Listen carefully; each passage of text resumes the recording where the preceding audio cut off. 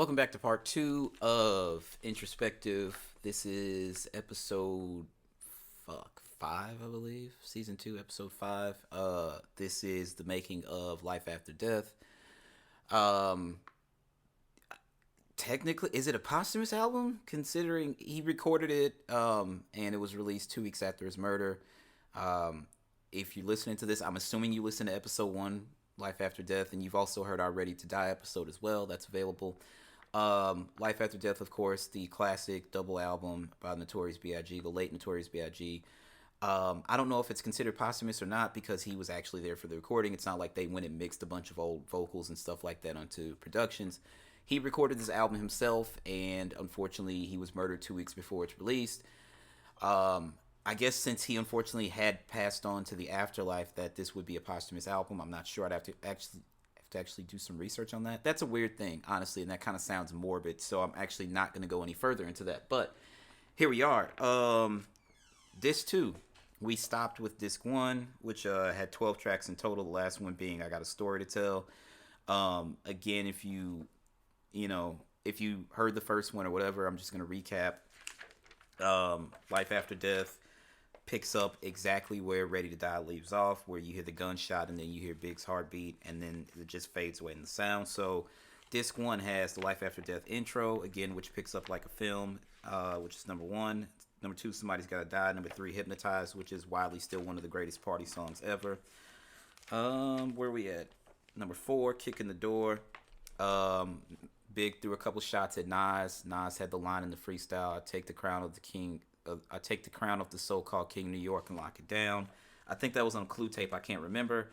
Number five, Fucking You Tonight. Number six, Last Day. Fucking You Tonight, obviously featuring R. Kelly, but we can't really talk about him because he did some pretty sick shit. Whatever. Number six, Last Day, featuring the Locks, of course. Jadakiss, Style Chic, one of my favorite hip hop groups. There is an episode where I talk, two episodes actually, where I talk about my favorite hip hop groups. They aren't in that episode, and a lot of people gave me flack because I didn't have Run DMC in that episode either. I love both the Locks and Run DMC. It's just that it's hard for me to put anybody above Tribe, De La, Outkast, NWA, and I forget who else is on that list. But anyway, number seven, I Love the Dough, featuring Jay-Z and Angela Winbush. They went out and got Angela Winbush to come sing the hook and remake her classic song. Number eight, What's Beef, one of my favorite songs. Number nine, the B.I.G. interlude, which samples Schoolie D's PSK. Number 10, More Money, More Problems, another classic Biggie record. A classic single, I would say. More Money, More Problems is not one of my favorite Big records. It has a lot of gloss on it. It feels more like a Puff record than a Big record. Obviously, Puff did the video after Big was already gone. It feels like that song would have fit perfectly on No Way Out. But of course, like they said here, when Big came through and did the B.I.G. P.O.P.P.A., everybody was like, okay, well, this is definitely his record. But again, when the sample was brought to the studio, they didn't know if it was going to be for Big, Puff, or Mace. And initially, Puff's album was titled Hell Up in Harlem. If you remember the first single, Can't Nobody Hold Me Down, with him and Mace, the very beginning of the video, Puff is having a bad dream and he awakes to a phone call, and it's Big. He's been pulled over by the police, him and Eddie Griffin, and they're passing the phone back and Puff talking to Puff, back and forth talking to Puff, I'm sorry. And yeah, so Hell Up, like the Puff's album was already in production at some point, so when the sample for More Money, More Problems was brought to the studio, they didn't know if it was going to be for Puff, Big, or Mace. But again, like I said, he came through and smashed that verse, and it was just like, okay, this is a Big song. Everybody kind of agreed on that. Number 11, Niggas Bleed. I don't really like to talk like he was just spitting some shit. Like, today's agenda, go to room 12. Today's agenda, got the suitcase up in the Centra, go to room 112, tell them Blanco sent you. Big spazzed on that verse. That's probably my favorite Big verse of all time. He, hands down, like I still say, like I hold. Pac is a bit of a martyr in my opinion. And Pac was a revolutionary. He was a dope lyricist, but I think that Big, Jay, and Nas are in a different class. I think Pac is like that class right under them. And I hold so much reverence for all those guys. And a lot of people are like, oh, you only care because they're dead. I'm like, no, Big is fucking incredible. Like, the way he put these bars together and these stanzas and sonnets and things like that. Like he would literally spaz the fuck out, and you hear that shit. I'm like, yo, how the fuck did he come up with this? He's one of the fucking greatest, hands down. So number 12, I got a story to tell. Obviously, Big raps about leaving the club with a chick. She takes her back to her boyfriend's crib. It's their place together. They're fucking. They light up some weed. They smoke. She goes, they hear somebody coming in downstairs. It happens to be her boyfriend. Big has to think real quick, puts a scarf around his face, grabs his gun, acts like he's robbing her, and the boyfriend goes into a safe in the floor and starts giving him all types of money so he'll leave. And then Big goes up and meets with his crew and basically tells the story back to them.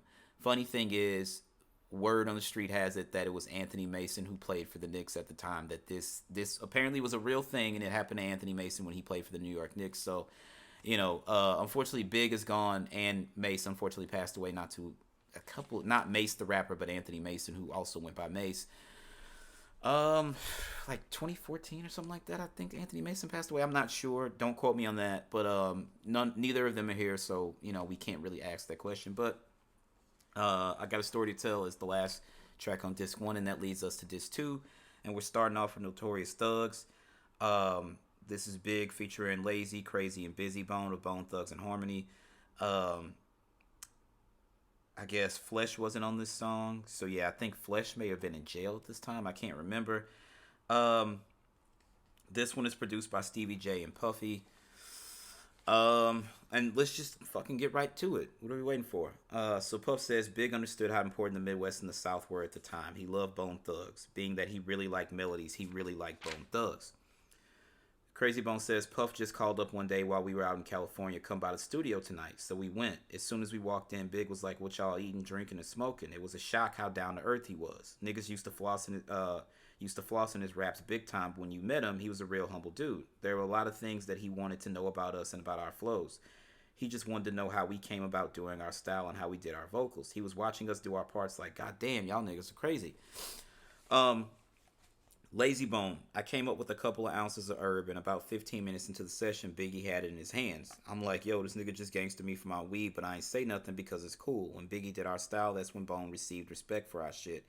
It was like the whole industry never gave us our piece, but Biggie was telling us the whole night in the studio like, y'all just came in and laid it down so fast. Y'all niggas are amazing. He was marveling off us, and we were telling him how much love we have for him.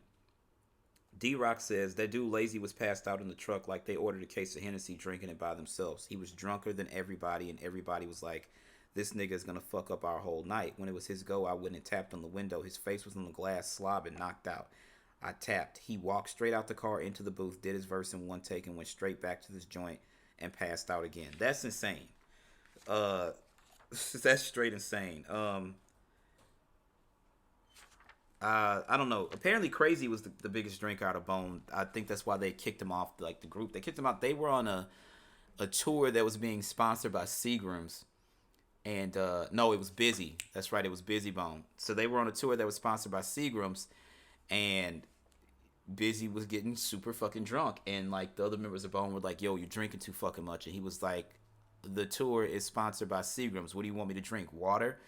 So I know that they had some issues with that. But anytime you have a group, after a while, things are going to happen. Like, it's well known that you guys know how much I love fucking Tribe, and I like my reverence for Tribe. Like, Malik and Kamal had issues. Like, Tip and Fife had issues. And, like, they'll say, even Ali Shaheed Muhammad says it. And Jerobi never really talks about it, but Tip and Fife had issues, and that could have been like the real breaking point for A Tribe Called Quest. Now, Tip will say that he didn't feel like Jive was respecting them as artists, and they didn't understand where they wanted to go. And if you think about it, the Love movement is a kind of, it's different. Like, all Tribe albums are different, don't get me wrong, but there is this sonic unison between the Low End Theory and Midnight Marauders. Like, they just sound like, it's like they could be, if there was any album that I would take and you put two albums together and make it a double album, it's the Low End Theory and Midnight Marauders. They're very sonically, they form this sonic union. Like, they're perfect in tandem. Whereas People's Instinctive Travels, it sounds very different. But again, when they made the low end theory, Barry Weiss was like, we didn't think, we didn't think it was as left as People's Travels, and then he's like, we were dead fucking wrong. That album is fucking phenomenal. So between any group though, you're gonna have turmoil. Look at NWA. Now that was more of a financial situation. Cube understood that we're selling out arenas, the album is selling really well, but I'm eating Fat Burger and drinking Pepsi, and Easy is eating lobster and drinking champagne with Jerry Heller. Something just doesn't add up. So that's why Cube left. And then Dre had to sit back and think to himself, well, Cube wrote a lot of the stuff on the first album, right? He basically wrote everything Easy rapped, and then Ren had to take over. Dre also never wrote for himself. DOC, Snoop, Jay-Z famously wrote Still DRE. He not only wrote Dre's parts, he wrote Snoop's part as well. So Cube's like, I should be getting paid more than I am because I'm producing the bulk of the work. Like, if you want to get down to the brass tacks, Dre, had they had the legal situation of the publishing and everything done correctly, Dre and Cube should have made way more off NWA than anybody else in the group. That's not to say Ren didn't play his part, but Easy was literally just a performer. He didn't produce, he didn't write, he just performed. And sometimes they say it's not about who's cooking the meal, but more who's, bringing it to your table. Like, you can't picture anybody else doing, like, Boys in the Hood, like, the way Easy spit it. Now, Dre had to coach him through it. The way Easy spit it is perfect. So I can't picture Cube or anybody else spitting those rhymes. That's just the way it is. But again, financial issues broke up NWA. Tribe, those were internal issues between, Kamal and Malik. Like, and it's crazy because Q-Tip and Fife knew each other longer than anybody. They had known each other since they were 2 years old. So it's just crazy that how it brought it down. But Bone Thugs and Harmony, yeah, there were some internal issues, and Busy's drinking apparently was one of them. But also they had issues with the fact that Tamika Wright, we're talking about Easy again, Easy's widow, apparently she just kind of turned Ruthless into like a shitty label after Easy passed away. And she had apparently had so many bad things to say about Jerry Heller and the way he basically swindled Easy out of his money. But then again, Bone Thugs and Harmony did not appreciate Tamika Wright. So I don't know. It's a group thing again, and I got off on a tangent. I tend to do that. I apologize, but it is what it is. And I thank you guys for sticking with me and listening to these stories. But yeah, that's Busy's drinking was part of the issue between their breakup. So whatever. Anyway, so Stevie J says, after Bone Thugs went in there and ripped it, Big took it home for a minute. He was like, I ain't laying mine. I gotta wait. This style ain't what I'm used to.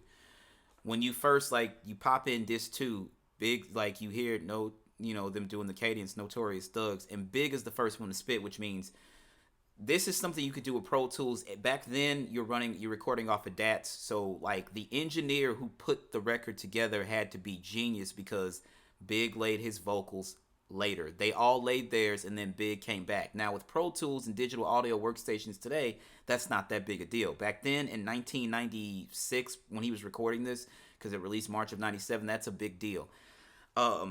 So yeah, he went home and he sat with it, and then he came back the next day and he laid his fucking verse. And Big's verse on Notorious Thugs is gotta be, and Big has a lot of shit, but for me, it's one of his top 5 verses of all time. He laid into that shit.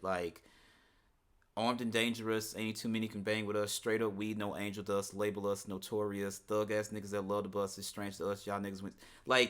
The cadence, the way he just kept bouncing word from fucking flawed. And nobody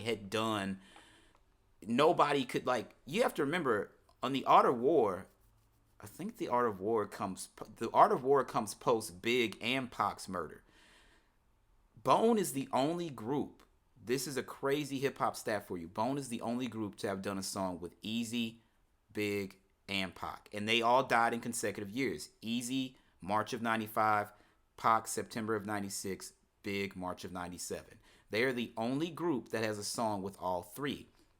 If you listen to Bone on For the Love of Money and then you listen to Easy, he can't catch that tempo. He cannot catch. Easy's verse is much different. Standing on the corner straight, slanging rocks. Oh shit, here comes the motherfucker. He had to drag it out.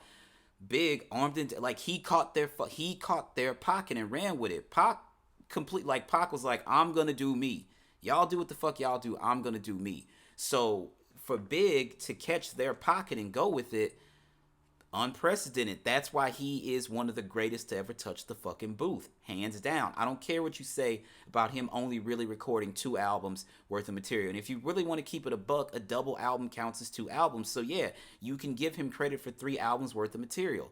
Born Again is leftover verses that they paired with certain tracks and put, up and coming feature artists on it. And then the Biggie duets, one of those that we don't really like to talk about. And apparently Puff is working on another album. And then there's that Faith record, The King and I, that I've never heard, that's supposed to be like duets between her and Big. I don't know how that worked out. So, but aside from all that, you have to give Big his credit because Big is in a zone by itself. And like, you just like, not to say people didn't mourn Pac. Like, you had on West Coast Bad Boys 2, Master P did R.I.P. Tupac, and a lot of people didn't understand that. If you watch the No Limit docuseries on BET, Master P talks about how when he was in California, he was an up and coming, struggling indie rapper, that Tupac let him open up for him on tour, and that's where they built a relationship. So he has that. And then there aren't too many people who made songs like Mourning Pac. The other one being Treach from Naughty by Nature. Mourn You Till I Join You is one of my favorite like records about a remembrance. If you think about We'll Always Love Big Papa, think about all the people that were in that fucking video. If you see the footage that the news crews captured outside the hospital the night Big was shot, you see Lil' Kim out there crying. I think like you see Mary J. If I'm not mistaken, Chili from TLC. Like, everybody loved Big. Not to say everybody didn't love Pac, and not to say everybody didn't love Easy, but Big was universally loved. Like, simply was just like, he was a gangster, but he was a big ass fucking teddy bear at the same time. Big is universally loved. Pac is too. They are, it's just like when Stan Lee created Professor Xavier and, Magneto, or the X-Men, he based them off of Martin Luther King and Malcolm X. Magneto is Malcolm X because it's, we're going to attain peace by any means necessary. Like, we're mutants and we're the outcasts, so we're going to fight back, which is a very much of a Malcolm X stance. And then Martin Luther King is like super nonviolent, which is Professor Xavier. When you look at Big and Pac, again, we're going to attain peace by any means necessary. Pac is very much Malcolm X. And Big is like, yo, I don't want problems. Not to say if you bring me problems, I'm going to back down, but I'm not coming and starting these shit, right? Big is very much Martin Luther King Jr. and Pac is very much Malcolm X, and that's just the way it is. So, I don't know. Again, I got off on a tangent. I apologize. Notorious Thugs, just that fucking song takes me somewhere. Even today, if I listen to it, it takes me back to, March of 1997, being 14, almost 15 years old, in my parents' basement listening to that CD. Like, it just fucking takes me somewhere. So anyway, the next song is Miss You. That's produced by KG. KG, of course, I just said something about Treach of Naughty by Nature. KG, also one of the members of Naughty by Nature, and Vin Rock, obviously the other member. And people don't give Naughty a lot of fucking credit. Naughty by Nature was fucking crazy dope. Treach is still one of the dopest. Like, Jersey put out like Medman, Naughty, Latifah. Like, Jersey doesn't get the props it deserves in this hip hop thing either. Let's just be fucking clear about that. But, shout out to Naughty by Nature. So anyway, number 14 is Miss You by KG, and 14 all told, but number 2 on the second disc. KG says, I approached them. I had a demo idea, Missing You by Diana Ross. That's what I was working with. It's replayed, not sampled, which is very important so you don't fucking get sued, or if you can't clear the sample. I always liked the record and thought one day it would be hot over some hard drums. My man wrote the hook and put it together. He put the words down and we demoed it. It was specifically for Biggie. Then I put a call into Puff. I had to track him down. I sent it to them and Puff called us and said, Big loved it. He definitely wants to do that record, but I want to put 112 on it. Do you have a problem with 112 doing it instead of your man? It wasn't a problem. C's comes through. Now, I remember when the album came out, dude came by, squeezed all 6 into the passenger door. The dude lived with my baby, have to die for. I'm missing you. Now, a lot of people I'm gonna clear this up, and Big talks about it at the beginning of the song too. A lot of people thought that honestly that song was about Pac because squeezed all six into the passenger door. The dude died with my baby. The dude lived with my baby after die for him missing you. Suge famously lived, and Suge took a bullet to the head. Pac didn't live. So a lot of people thought that really, a lot of people think there's a double entendre. Like Big was talking about, oh, and I think the girl's name is Tia. I have to listen to the song again, but it could be. Only Big would know, and he's no longer here to tell us. So it is what it is. But could it be a double entendre? Could he be saying like I'm missing Pac? That was my dude, possibly. And it would be interesting, if somebody developed like the technology to speak to the dead, it would be revolutionary because we would find out all these fucking crazy things. Be like, hey, you meant this, and like, no, I didn't mean that at all. That's not what I meant at all. Like, it's very cut and dry. Like, this is what this meant. So, C's goes on to say that song was about, oh, that was Big's man. Somebody Big used to hang with every day. He got caught up in the hood. He got killed in a store in Brownsville, not too far from where he was from. He got shot twice in the chest in a store. One of the verses though is about Tia, who was like a little sister to Big, and that's what it was. Number 3 on this album, number 15 overall, is another featuring Lil' Kim. This is produced by Stevie J and Puffy. To be completely honest about this is a song I don't really listen to that much on the album, so I'm definitely gonna go directly from what the magazine says. Stevie J says that song was funny because they was beefing for real. Kim was talking wild shit. Big was like, fuck you, bitch. And she was like, fuck you too, nigga. You hear all that spitting? That was real right there. Now, in the beginning, the few times I have listened, you actually hear this argument. Like, they were in the booth screaming at each other. Like, Kim's like, fuck you. And Big's like, fuck you too, bitch. Like, that ain't some shit they just went in there, did, and laid down as part of the track. I don't know if the engineer had pressed record and they weren't aware, and they just left it in because it sounded fluid, but that's 100% real. It's on the song. You hear all that spitting, that was real right there. They was really going through some things at the time. Kim says, we had a big-ass fight. I'd heard about him and some other girl. We were talking about what happened, and all of a sudden, next thing you know, I'm going at him like this, punches in the air, and my friend Mo was trying to grab me, and D-Rock got in the middle, but we were just going at it, and I hit Biggie so hard, and he was on crutches, so I kicked his crutch on the floor. Yo, Kim is fucking vicious. I said you have to stay because I might need you to help me with my lines, and he was like, I'm not helping you. Fuck you. You gonna tell me how you fucking feel? I always let out my feelings, and you gonna do it too. So I'll hear it when it's done.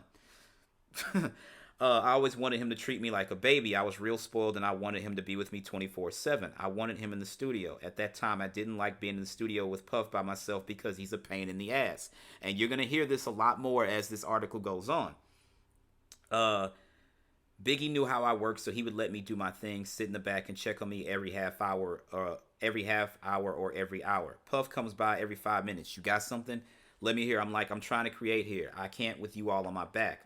A lot of the lyrics were true. I had to go to court for Big when he had that case in Camden, New Jersey.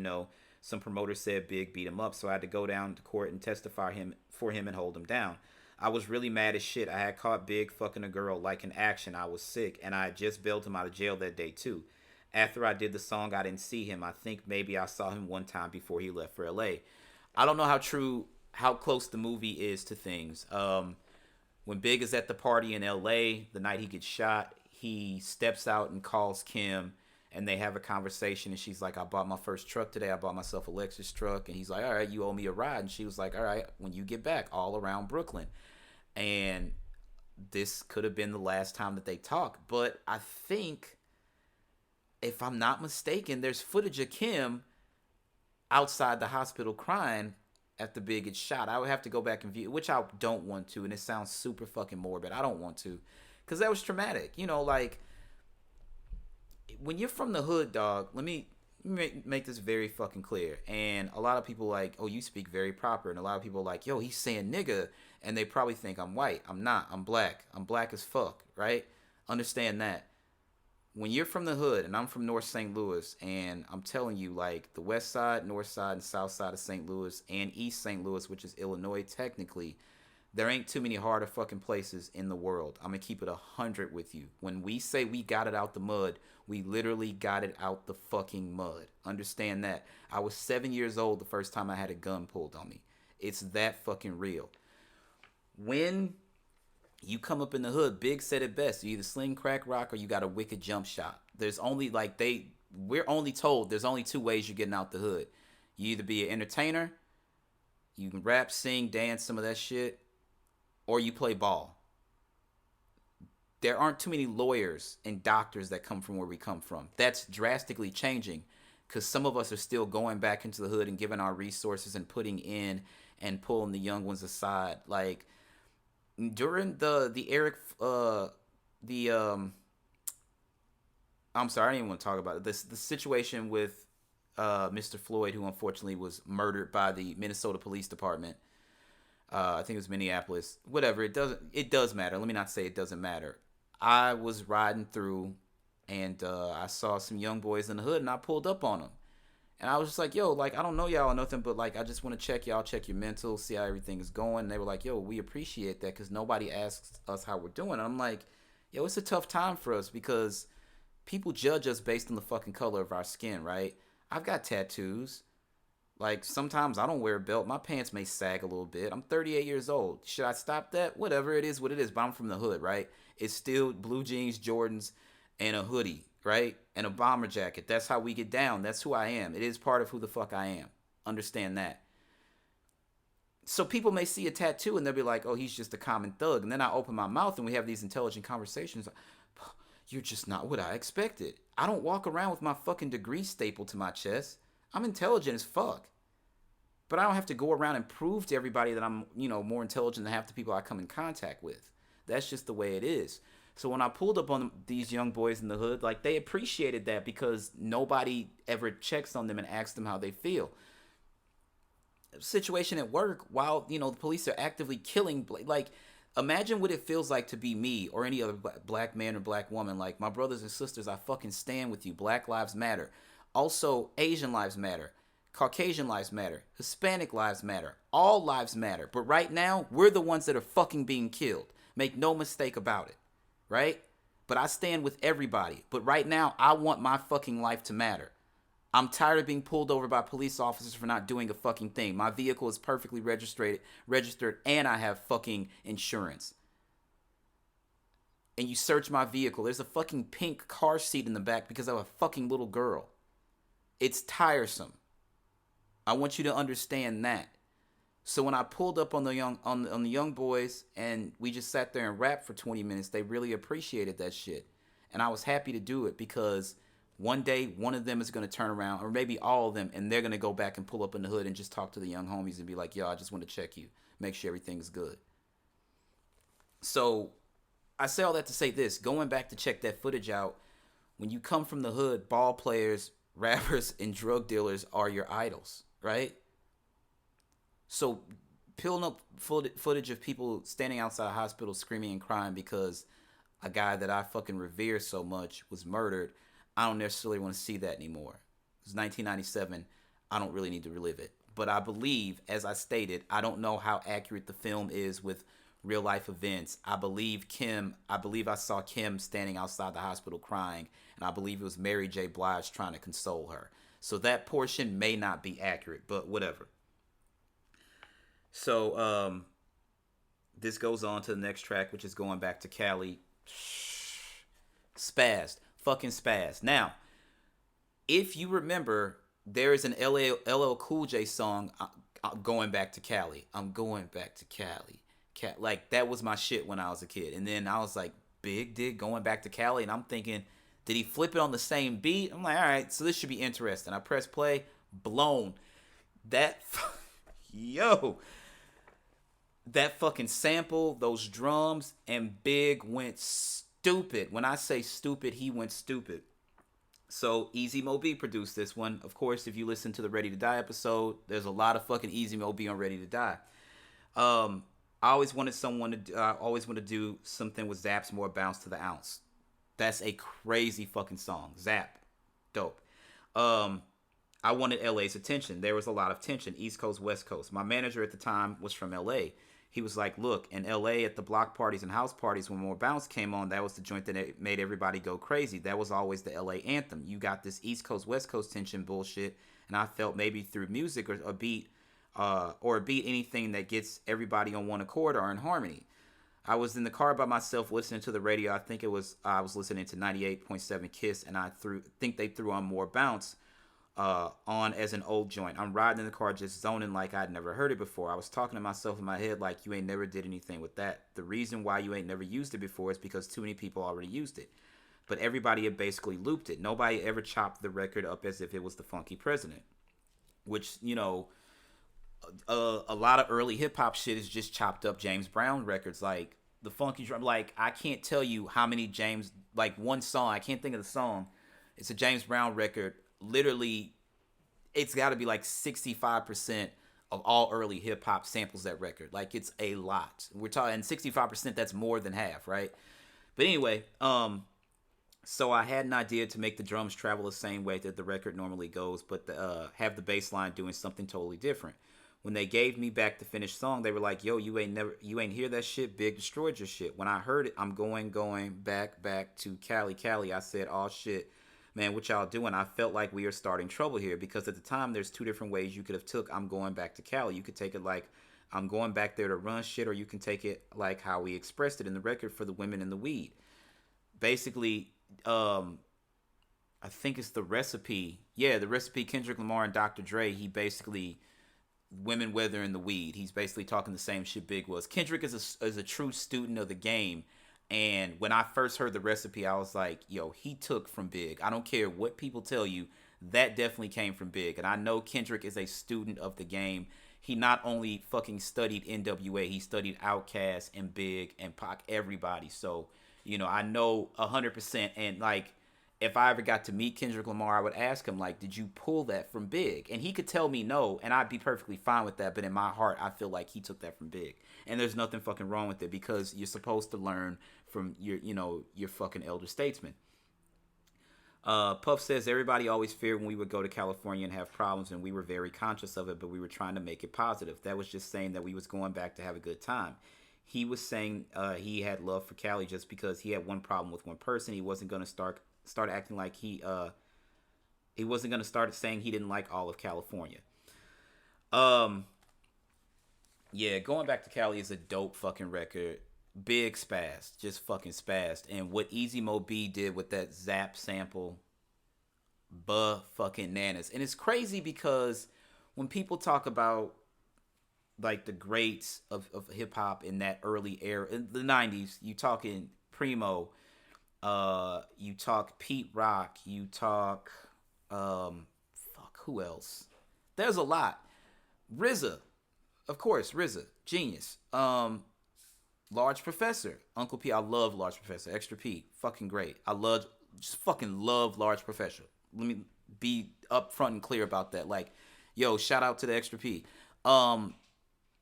LES, you talk about a lot of the guys, basically Q-Tip. Basically, you're talking about the production staff for Illmatic, and that's why it's considered an absolute hip-hop classic. Nobody talks about Easy Mo B, which is fucking crazy, because Easy Mo B handled the bulk of the production for Ready to Die, and he's got, like, people forget Easy Mo B also produced for Tupac, and I'm like, why don't we talk about him like we talk about DJ Premier or Q-Tip or fucking, Jay Dilla or Kanye or fucking Pharrell? Easy Mo B is up there, or RZA. He's amongst all those fucking dudes, and I just can't understand why he doesn't get the same credit, because Easy Mo B is fucking phenomenal. And like I said, he produced the bulk of Ready to Die. He fucking murdered that shit. But anyway, I digress. The next song is 10 Crack Commandments, which is produced by DJ Premier. Again, we just talked about Primo. Again, I'll tell his story again because I'm a huge baseball fan. DJ Premier has a son by the name of Jaden, who he had with Derek Jeter's sister Charlie, who was famously first engaged to Sky Zoo, who was also a dope-ass fucking MC. Don't sleep on Sky Zoo. My best friend Anthony put me on the Sky Zoo. He played me Range Rover Rhythm. And then I heard the way Sky Zoo flipped Dead Presidents, like just, giving props to Jay-Z. And Sky Zoo was fucking dope. And again, like, Charlie Jeter must really love hip-hop because she was engaged to Sky Zoo and then she had a baby by Primo. So, shout out to them. Shout out to Derek Jeter. You are my favorite ball player of all time. But anyway, Primo produced 10 Crack Commandments. It samples Chuck D from Shut 'Em Down. So this story gets very, very interesting. Primo says we laid it down, and the ill thing was Snoop was there, and so was Daz, and this was during the beef time. What they tell you was a beef. And this is why Pac and Snoop were at odds when Pac died. Snoop went on the radio at Hot 97, had an interview with Angie Martinez. She asked him how he felt, and he was like, yo, Big and Puff, those are my homies. Pac heard the shit on the radio, was like, went to Snoop and Suge, like, yo, how the fuck is he gonna say this shit? Death Row is in New York. They hear the shit. They're in New York. They're listening to Hot 97. Snoop said this. Pac got fucking infuriated. Went to Suge like, yo, how the fuck could he say that? Da da da da. We Death Row. Fuck them niggas over there. Blase, blase, whatever. The story goes, they go back to the hotel. I think they were at like the fucking Plaza or something like that. It was some big ass opulent hotel in New York. Either way, Pocket wanted some weed, and Snoop, of course, we know Snoop as like, him and Willie Nelson are probably the two most famous fucking weed smokers we know. And probably Cheech and Chong, but again, those are characters. So Pac called down to Snoop's room like, no, he had somebody else call down like, yo, Pac said he wants some weed. And he was like, well, nigga, he know where I'm at. Tell him to come down here and get it. He was like, nah, bring it up. So Pac sent Homeboy down to get the weed because he was mad at Snoop for saying that Big and Puff were his homies. So, shit got bad. They went back to the Clearport to get on their private jet back to L.A., and Snoop said he could kind of feel the tension. And his Uncle Junebug, rest in peace. Everybody loves Snoop's uncle. He was in a ton of Snoop's videos. He told him, like, yo, there's some bullshit, and they're kind of mad at you. And Snoop was like, I don't give a fuck. So he was like, I'm going to check his temperature at the airport. So this is before the Tyson fight. Remember, this is probably about a week before Pac gets killed. So all of Death Row was going to the fight. Snoop kind of, talks to Pac. He's like, yo, cuz, you going to the fight. And Pac brushed him off. And Snoop was like, okay, I see how it's going. So they told Snoop Uncle Junebug couldn't get on the plane. So Snoop got on the plane by himself. He could feel the tension. He thought niggas was going to jump him. So Snoop went in the back to the cart that has like silverware and stuff. He grabbed a knife and a fork. And he grabbed a blanket. He put his legs up and he put the blanket over his whole body and put it over his head. And he held the knife and the fork. And he was like, if them niggas come back here and try this, I'm going to fuck them up. Needless to say, the plane landed. There were no issues. He asked him one more time after he got off the plane. Pac brushed him off. Next time he saw him, Pac was laying in the hospital bed. Snoop went to Warren G's house to watch the fight. Tyson made quick work of whoever. I can't even remember who he fought. He made quick work of him. It was real fucking quick. Obviously, in the lobby after the fight, Pac and Death Row rushed Orlando at Baby Lane Anderson. Pac went back to the hotel to get changed, made their way down the strip, going to Suge's club, and Pac was shot on the strip. And then the next time Snoop saw him, he had to fly, he had to go to Las Vegas to go to the hospital. And at that point, Pac was laying up in the bed, and unfortunately, he passed away days later. So, to hear Primo say like this is very interesting. I'm sorry I got off on a tangent, but these are stories of hip hop, and these stories need to be told, especially when we're talking about the recording of these albums. So again, we laid it down, and the ill thing was Snoop was there, and so was Daz, and this was during the beef time. They was there chilling, but it was all love. To make a long story short, on 10 Crack Commandments, Big went in there and did the vocals, and the only thing that Big instructed me to do, besides what was already laid down, was every time I say number 1, number 2, number 3, take that Chuck D scratch and scratch it in with me saying the number. I said, no problem. I did that, and it came out to be another hit. I think it's one of the best records he has ever made. As soon as he was done with the vocals, he goes, Premier, I did it. I'm the greatest. And that was the last time I ever saw him. Now, if you watch, again, the Notorious movie, based on the story that Primo's telling you, the film is off. Big is listening to the playback of Sky's the Limit, which comes up on this album a couple tracks later. And at that point, he says, yeah, I did it. I'm the greatest. Again, excuse me. Primo says it happened at the session for 10 Crack Commandments. And Primo says that was the last time he ever saw him. It was the fact that it was called the 10 Crack Commandments. Chuck's not into that. He doesn't want his voice affiliated with anything that involves drug use or drinking alcohol, sex, or whatever. So this is Chuck D of Public Enemy we're talking about, whom we all love. Public Enemy is fucking... Anyway, I don't have to go deep on that. Public Enemy, another one. Like, they weren't on my list, but that's not me saying I don't have love for Public Enemy, because I fucking love Public Enemy. Like, Dope. Anyway, um, so they came after me and Biggie's estate, saying that basically we violated in the fact that we used him in a song that condoned drug use. I didn't look at it that way because to me that record was to the cats in the streets. So to wrap that up, I told him this is after the fact that Big had passed already and his death was still fresh. I told Chuck, because I was on tour with him, I was like, yo, Chuck, why don't you be easy on that? Because I feel like, why should we have to go through this when Big is dead and he's not here to defend this lawsuit? You gonna put his mother through it? I don't think that's spiritually fair. He said, you know what? If it gets out of hand with everything, I'll dead it. I said, okay, fine. He never deaded it. I found Chuck one day around my neighborhood that I live in now. He happened to tap me on my shoulder. He was with his kids, and I got into it with him a little bit. I never spoke to him again, and I started kind of having a little hate for him to a certain degree. I felt like he was a hypocrite. I would never sue a dead man, especially Big. I thought that was spiritually wrong, especially for what he stands for, because I love Chuck D as a lyricist, a performer, and a writer, and as the head of Public Enemy. I love what he represents, and I felt like that was foul on the fact that he couldn't let a man's death override a lawsuit. I'd rather it be all on my back than to have to go sue a dead man's estate. It put a big dent in the rap game, but I saw Chuck at Jam Master Jay's wake, and we spoke, and we got everything behind us now. I'm glad that they figured that out.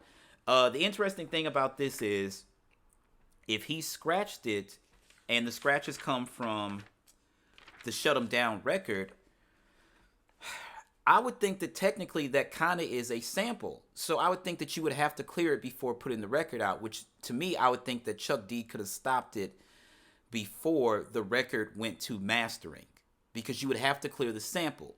That's to me. I don't know if that's accurate, but that's just how I feel. I just feel like that if that's part, because this is him and Shut 'Em Down, I feel like technically that's a sample and he should have been able to stop it at that point, but I guess I'm wrong. I don't know. So, we get to number 18, which is Player Hater. Phenomenal fucking song.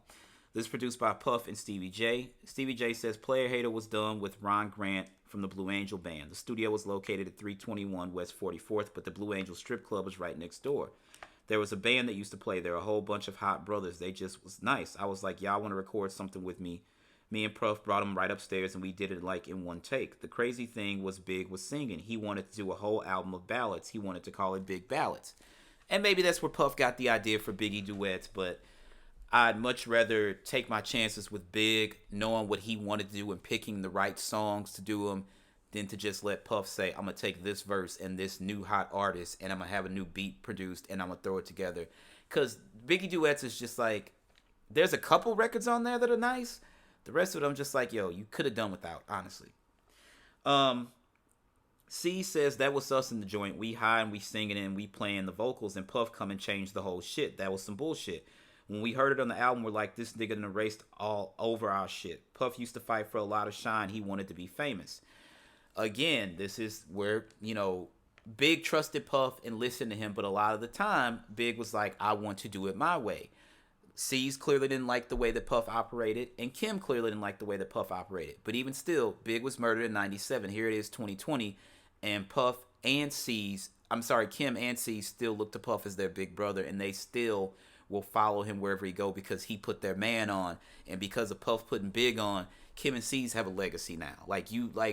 You can't come up to me and talk shit about Lil Kim or Lil C's to me. You just fucking can't. I don't want to hear that shit. It's absolutely fucking disrespectful. So Puff apparently is an asshole, and if you ever watch Making the Band, Puff can be an asshole, and that was television. That's what the camera saw. Remember, MTV had to edit that shit for it to air. Think about the shit that Puff probably says when there are no cameras around. Think about the Ross record with French Montana, where it actually samples a song from this album, You're Nobody Till Somebody Kills You. Puff is talking shit to somebody like, yo, you want to walk around with these mere fucking mortals. I'm trying to put you on legendary status. He was talking shit to somebody, and when Ross played him the record, Puff was like, where did you get that from? And Ross was like, don't worry about it. Puff let him keep it in the record, and that's still one of my favorite fucking Ross records as is, but it's like, yeah, Puff can be a fucking asshole, but he's right, almost all the fucking time. Puff is right, and that's why, Diddy's been here since, you gotta fucking remember, Puff was helping dress Heavy D.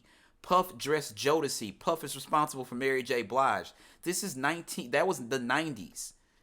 It's 2020. There's a reason Puff is still around. He's usually fucking right. I can't think of too many times where he was wrong. Just can't. So, and even like if you think about making the band, with the band, like Harv Pierre told them, nobody's gonna go against Puff for y'all. No, I don't think it was it Harv Pierre? No, it was I forget who it was. He basically told him, yo, nobody's going against Puff for y'all. Y'all just aren't worth it. Here we are making the band. It was like 2003, 2004. So 16, 17 years later, Puff is still here. Where's Dylon? Where's Babs? Where's Chopper? Where's Inez? I don't know. Puff is still here though. So Diddy's right a lot of the fucking time. 19 is Nasty Boy, produced by Puff and Stevie J. There isn't much about that. Stevie J says we had an issue with that song. We used the Vanity 6 Nasty Girl sample.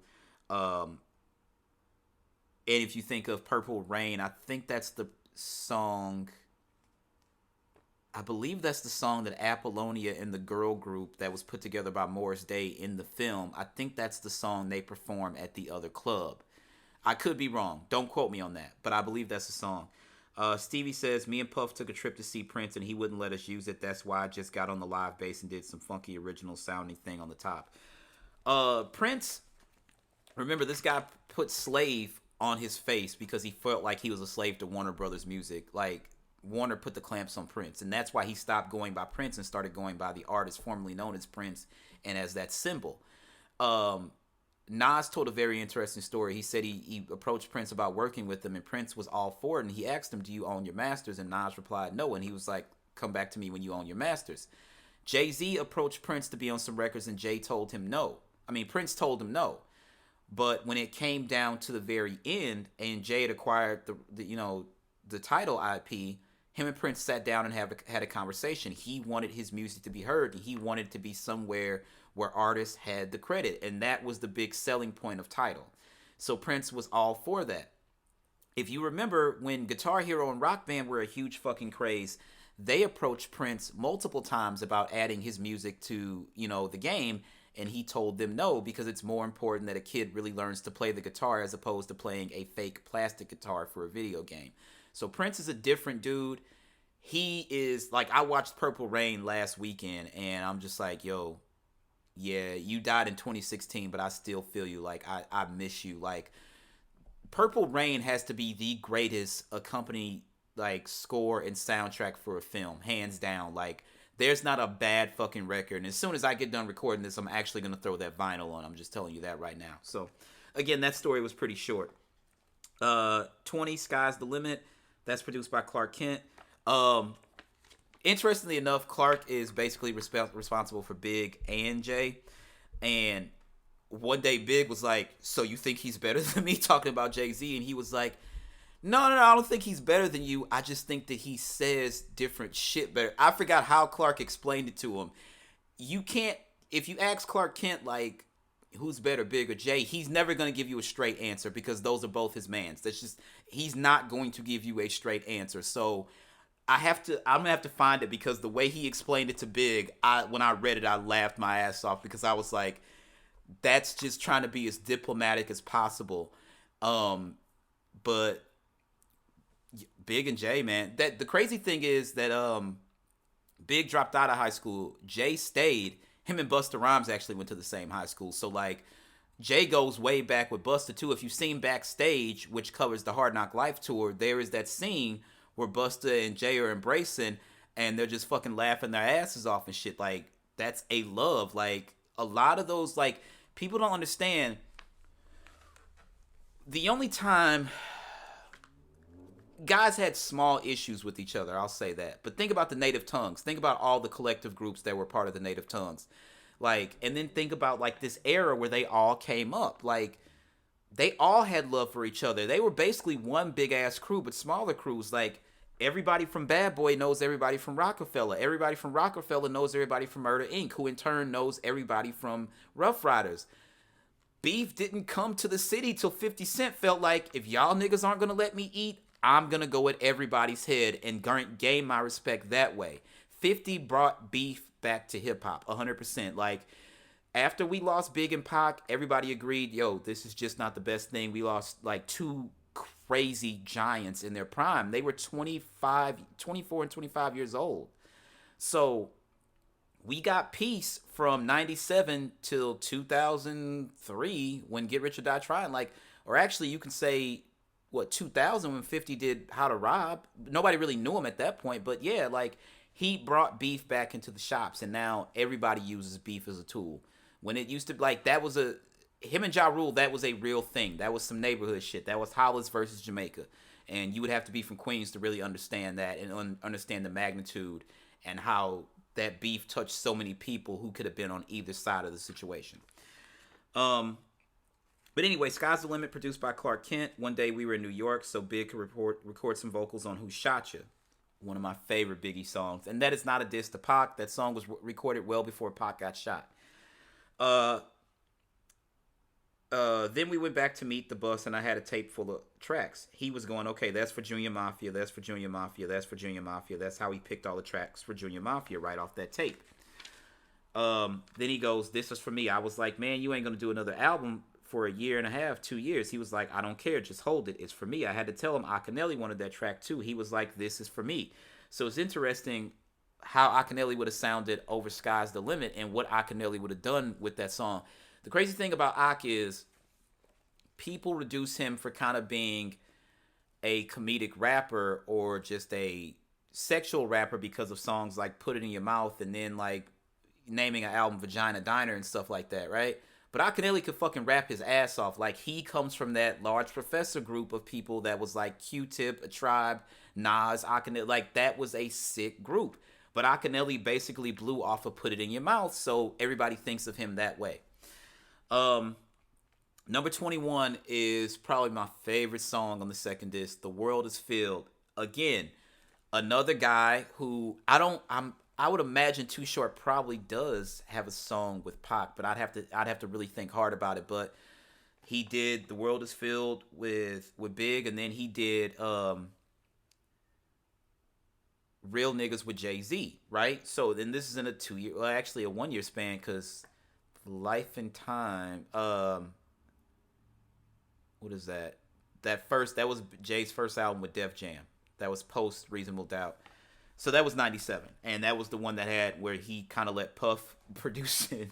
He came up with the Babyface joint and the Always Be My Sunshine video, which is like the one black mark on Jay-Z's career.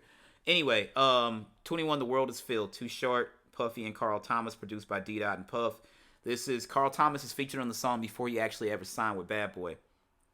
Karl goes on to say, at the time I hadn't officially signed with Bad Boy yet. Puffy and I were still negotiating.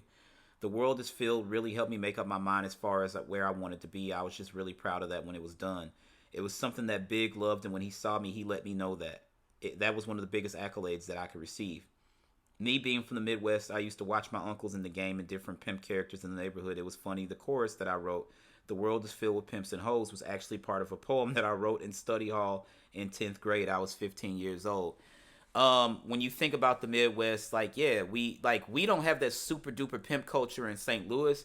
That's a thing in Chicago and Detroit. Like, that's a real thing. Like, people forget that Big Sean's second album is called Hall of Fame. It was supposed to be Hall of Fame, like Detroit Players or something like that. He shortened the title, but that culture is a big thing in Detroit and in Chicago. So I see exactly where Karl Thomas is coming from. Like, and with Too Short on it, it's perfect because there's like video of like Ice-T at the Players Ball. I think Too Short may have been the one and stuff like that. And then in the Who You With video, Jay-Z, he emulated the Players Ball situation. So that was dope. So you see that like the culture from where you from can definitely seep into the music. And Karl Thomas let his pen do the talking, and that's what it was. So this is where we get to the end of the album. These last couple of songs are this is why I say this is the best double album I've ever heard. From top to bottom, from the beginning of the intro to the very fucking end of the second disc, flawless. There are literally, I went through the list, I think Nasty Boy and what is the joint where Big and Kim are arguing? Another. Those are like the only two songs that I don't really listen to when I listen to the album. We're talking 24 songs. So out of 24 songs, I'm listening to 22 out of 24 every single time. That's what you call flawless. I don't consider those songs filler, but if you're saying like, I think at the Breakfast Club, um, Yeezus had 10 songs, and Jay-Z released Magna Carta Holy Grail like 3 weeks after Yeezus. That was a hell of a run, by the way. Let me tell you, 2013 started with A$AP Rocky's debut album, and then that latter part of the summer, we got a Kanye album, a J. Cole album, a Wale album, a Jay-Z album. We got 2 Justin Timberlake albums in 1 year, and then we got a Drake album to finish and a Childish Gambino album to finish. That, and there's a 2 Chainz album in there. Who else? That was a fucking great 2013 was a phenomenal year for fucking hip hop. That was a great fucking year for music. It, to me, in recent memory, that goes down as the top fucking year. So number 22 is My Downfall, featuring DMC, of course, of Run DMC, the GOATs. Produced by Nasheem Merrick, Carlos Brody, and Puffy. Puff says, that was me, that was my anger. I was angry about the whole situation, about everything that was going on in hip-hop surrounding us. There were people against us in my own area. A lot of people adding fuel to the fire. I felt like a lot of it had to stem from jealousy, and there were people really praying and hoping that we would get killed. I do remember very vividly, after Big and Pac got killed, people were like, yeah, they're going to take Puff out next. That was literally a thing. People were like saying that. We had these conversations at in the cafeteria at school and in art class. I remember art class was the last period of the day, and it was just a bunch of us. We were just heads. We were hip-hop heads, and that we literally would have these conversations. And there was the fear that somebody was going to murder Puff. Like, they wanted him gone, too. There were rumors. There were rumors about Big got shot or Puff got shot floating around before anything really happened. People would be looking at us like, y'all really in some beef, but like really hoping that something would happen. So that's why the song said, pray for my downfall. That joint was blatant. That was like for everybody and everything, and a real emotional song. Nasheem Merrick says, Carlos had that track in Trinidad, and the way Big rocked it, the beat sounds crazy because it sounds like a Jamaican beat on it. It does kind of jump off that way. And Big says, my mom and pops missed me with Jamaican rum and whiskey, with a set off. And then Jay actually turned around and sampled that for, I forget the name of the song. It's where he talks about Blue Ivy on Magna Carta Holy Grail, and he actually has the scratch from Big saying, my mom and pop mixed me with Jamaican rum and whiskey. Jay drops that in the first verse. It's interpolated into the first verse. So that's some history for you. Hip hop facts again. That's the way Big flowed on it. He didn't count the snare or something. The way he purposely flowed on it sounds like it was on 3 beats instead of 4 beats. Stevie, he came in and did the overdubs, and that sounded crazy. Puff got some vocalists in. Then I brought in DMC to do the hook because Big wanted the hook to be pray and pray for my downfall. They wanted to get someone to scratch on it. I got Clue to scratch it, but it didn't sound right because the record interfered with it. So I just got DMC himself to come in and do the vocals. DMC says, P. Diddy called me up and asked me to do this part. It was taken from Run DMC's Together Forever, the part where I said MCs have the gall to pray and pray for my downfall. At first, I thought they wanted me to come there just so they could sample from the original record, but they were like, nah, D, we want you to do it over. When that record came out, it was the biggest thing in the world for me. It made me big as fuck. It made me relevant to today's kids. Everywhere I went, it was like, yo, DMC's on Big's album. It's crazy that it took him to go in the studio and just record something that he said fucking years ago for people to be like, oh, this is DMC, like, he's dope, like, Run DMC, come on, man. Run DMC and Jam Master Jay, like, dog, like, I'm the king of rock, there is none higher, sucker MC, should call me sire, to burn my kingdom, you must use fire, I won't stop rocking till I retire. It's fucking Run DMC, and he shouldn't have had to get on a Big song for kids to be like, yo, that's DMC, it's fucking stupid, but whatever. If it introduced him to a new generation, I'm all fucking for it as well. But anyway, so second to last song, Long Kiss Goodnight, produced by RZA. What can I say about RZA? Like, genius, fucking genius. Like, and this, like, it's crazy.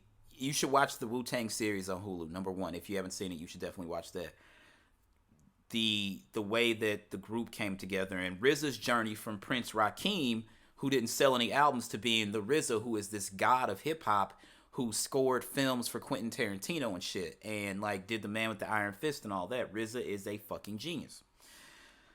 So, Long Kiss Goodnight, C says, That was a one-nighter. That was about Pac.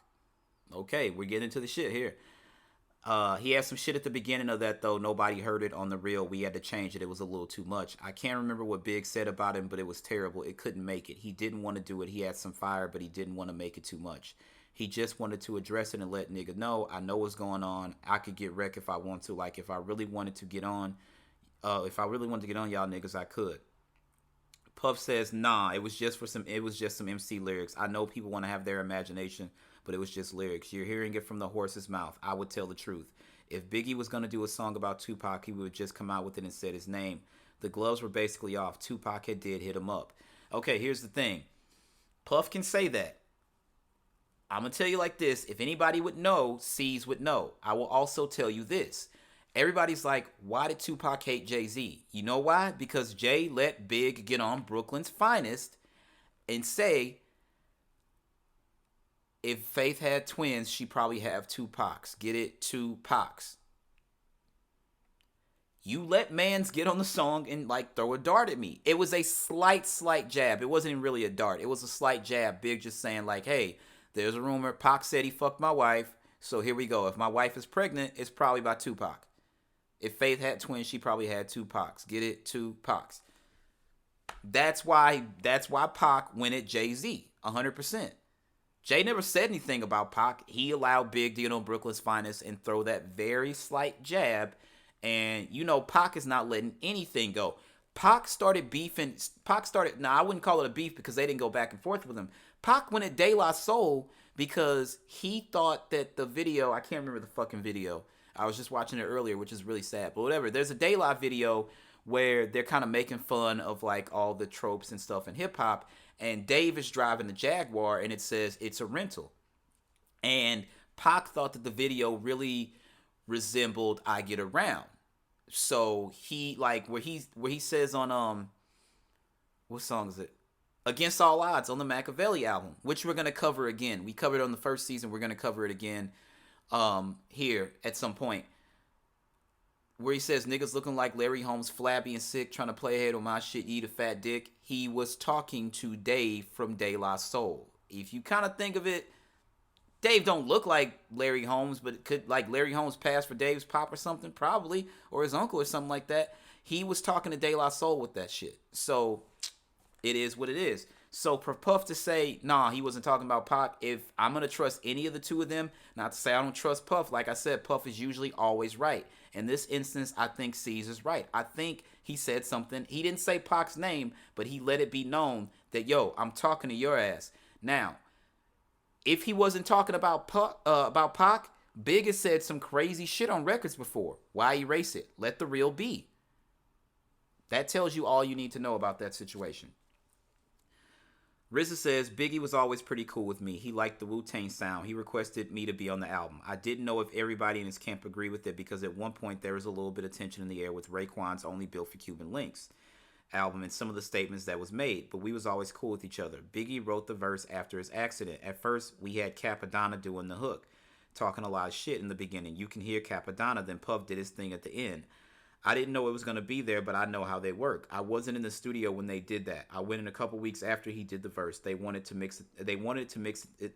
They wanted to mix it themselves, but they didn't even know where to put things at. I had so many sounds in there, they didn't know what the fuck I was thinking about. We had about 10 basic musical elements on that track. At the end, he's talking about everybody was fucking with them at the time. He could have been talking about me because there was some cuts at Biggie on the Cuban Links album. Again, talked about that on Kicking the Door. I think some of that was for Ray and Ghost.